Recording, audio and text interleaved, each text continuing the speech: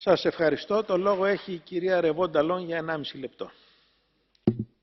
Madame, Monsieur les commissaires, Monsieur le Président, chers collègues, il y a 5 mois, ici même, nous votions les recommandations de la commission EMIS, appuyées sur les conclusions de l'enquête parlementaire. Ce rapport contient plusieurs propositions fortes, tant pour se prémunir d'un nouveau scandale du diesel que pour corriger ce que nous avions déjà découvert. Hélas, 5 mois plus tard, nous sommes de nouveau réunis pour parler d'un scandale qui, loin de s'éteindre, n'a fait que prendre de l'ampleur. Le Parlement européen n'a pas été assez entendu et c'est regrettable. Les consommateurs restent les grands oubliés de l'affaire. On entend parler ça et là de réparations qui fonctionnent mal, qui dégradent les performances des véhicules, ou pire, qui détériorent les pièces du moteur, et les réparations supplémentaires sont aux frais des propriétaires. Les constructeurs n'envisagent même pas de les indemniser à hauteur du préjudice subi, et c'est aux consommateurs de payer pour les malversations des constructeurs.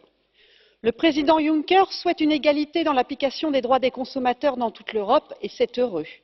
Nous escomptons donc une proposition de la Commission pour harmoniser les réparations et indemnisations de ceux liésés par le Dieselgate, comme nous l'avons voté. Le scandale se poursuit avant tout parce que les règles ne sont toujours pas correctement appliquées. Et la seule manière d'y parvenir, c'est d'avoir des sanctions dissuasives. La balle est maintenant dans le camp des États membres, tandis que se poursuivent les négociations du nouveau cadre européen de réception des véhicules et de surveillance des marchés. Idéalement, il faudra avoir une agence européenne dédiée. La commissaire Bieńkowska, vous nous l'avez dit, vous l'avez reconnu que c'est la meilleure solution pour y parvenir.